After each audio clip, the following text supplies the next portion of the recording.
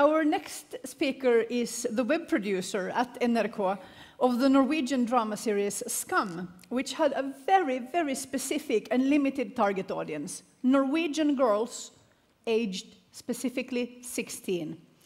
Well, it turns out a few more people saw it. It became a global multi-generational hit. Please welcome Mari Magnus. Thank you. Welcome, and it's Magnus, I mispronounced it. There we go, welcome. Thank you, thank you. It's such an honor to be here and speak for you at the conference. I'm here to talk about Skam, the drama series Skam, and how we try to capture the Norwegian identity among teenagers. Have any of you heard or seen Skam? Raise your hand. Oh, wow, okay, cool. So for you who haven't heard or seen, good, because it's actually a show about teenage girls. So I will give you a short introduction. Skam is a drama series that runs daily through this website, almost every day. It's told through these clips that can last from 1 minute or 20 minutes, you never know. And also through screenshots from chats between the characters in the show. And also, we use different platforms as Facebook, Instagram, or YouTube. And the story runs in real time, which means that if something in the story happens at 9:30 Friday night, we will publish that content Friday night, 9:30. It's also created so you can watch it weekly with the clips from 1 week edited together as a conventional episode. But the concept is created and customized for the daily experience. So we just finished our 4th and final season, and as you see, we have changed the main characters through every season. And one of my jobs has been to live these characters' digital identity, which means I've been writing their text messages, posting their Instagrams. And that means during the last 12 months, I have gone from being a 17-year-old gay boy to a badass Muslim girl. But also, I'm starting to feel that this identity crisis I've been in is over, and I'm becoming Mari again, but inshallah. Okay, so Skam is the result of many years of exploring and developing of these kinds of drama concepts. Since 2008, NRK have produced numbers of shows based on these real-time drama, but for the pre-teen audience. So Skam is based on the experience from these productions, as well as an 8-month comprehensive research period. This research period was so important on so many levels.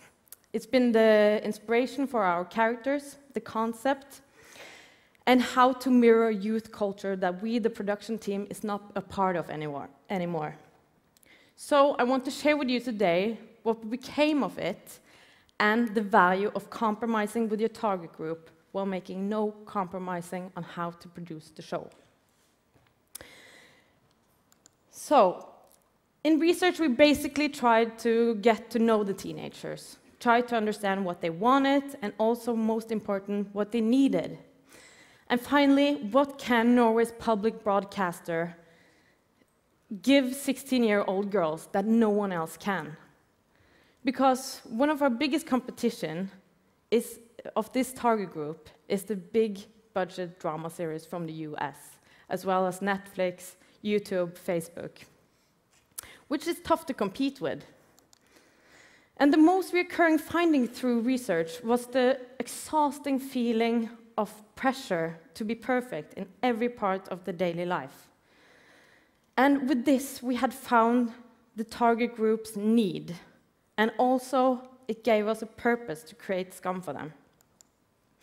So our research is basically boiled in this sentence, which is our mission. Skam aims to help 16-year-old girls strengthen their self-esteem through dismantling taboos making them aware of interpersonal mechanism and showing them the benefits of confronting their fears. But also during research, obvious choices appeared. I remember a 17-year-old girl told me, "I'm 100% myself on Instagram, just a better version." Which I think is true for all of us, isn't it? And it became obvious that social media would be a part of the storytelling tools that we would use in this show, to follow the development of characters online through Instagram, for example, just like we do in real life.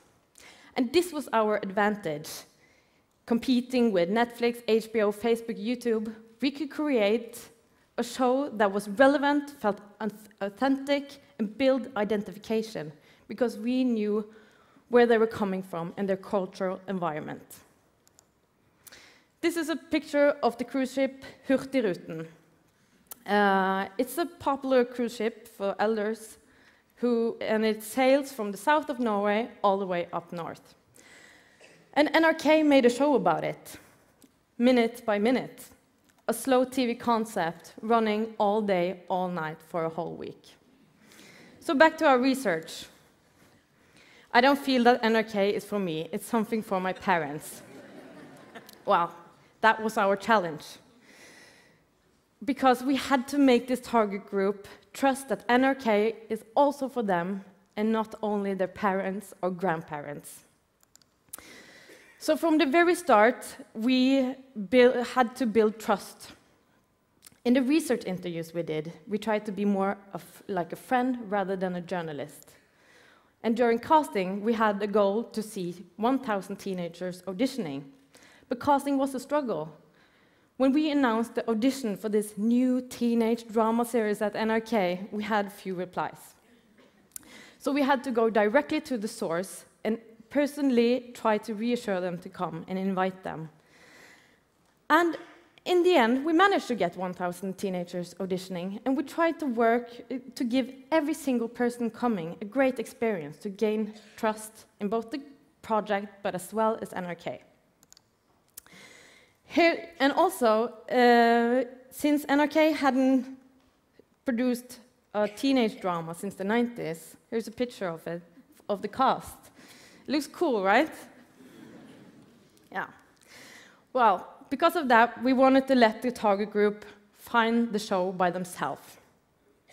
Our biggest fear was that their mother would come home after seeing a promotion of Skam on NRK and come to her teenage daughter and say, "Hey, NRK has made this really cool new teenage drama. You should check it out." That would just ruin the reputation of the show. So, and in teenagers, like a recommendation from a friend is way much stronger than a parent. I'm sorry. But so instead of using a lot of prime time on Friday night showing promos of Skam, we tried to stay calm and let the target audience find Skam by themselves through word of mouth and social media. And that also gives ownership to the show within the target group. Teenagers today, growing up in a digital world, have been overexposed by content competing for their attention. And because of that, they have become experts on seeing through the bullshit. They want original, authentic content that feels true and personal. So with this, we gave every character in Skam fictional social media accounts, mainly Instagram, Facebook, and some characters are on YouTube as well. These accounts and profiles are always in character, and they share glimpses of the character's daily life throughout the season. And the audience can come closer to the character and interact with them. Real-time drama, told fragmented on multiple platforms, creates a community and maybe a unique a unique experience, well, at least for the daily users. When you're going on Instagram, scrolling down your Instagram feed, watching what your friends are doing, and then suddenly a picture of Vilde or the girls appears, then the fiction interferes with the reality. The storytelling tools we use in Skam helps and amplifies the audience identification to the characters and the issues they are going through. And therefore, it provokes engagement, which it's a lot of, become a lot of engagement from the community in Skam. We read everything they write in our comment section on our webpage. And I try to read everything as well in different fan forums. And our fans know it, just like Crazy Fangirl writes. She asking if we heard her message. So, but this is like a constant focus group. They are sharing theories and what they feel, and they're discussing all the issues the characters are going through. And that gives us an opportunity to use that and be current in our production, and also we can answer them in different ways. There's a lot of examples of this in Skam, but I will try to show you some. A week in Skam builds a lot of suspense. There's a cliffhanger almost every day, especially in the last episodes of a season. So, in the second last episode of season 2, Nora and William, the main love story of that season, are struggling. Because the feminist Nora has been fighting her feelings against the douchebag William, but now she has finally declared her love to William to her friends, and the whole Skam universe is ready to see them together. But there's a problem. William is MIA. He won't reply on any of her text messages or answer her when she calls. So it's an intense week for the audience, and they are starting to flip out in the beginning of the week. Where is William? I will show you one example. Yeah. So what I did, I copy-pasted this line and gave it to Eva in a group chat between the girls when they were talking about where William is. Now, Eva has the same feeling as the audience because she can't concentrate on her own exam until William has answered. This shows our audience that we see them, and they're not alone in their desperation to see William and Nora together. We're all in this together, and we are all desperate. Fan art has become really popular, and fans are sending us pictures of scenes they wish to see. Ellie Skam is a really popular and great fan artist on Instagram, drew this in the end of season 3. We got so many emails about these pictures. So let me see if you recognize something in the first scene of season 4. Er jeg sen?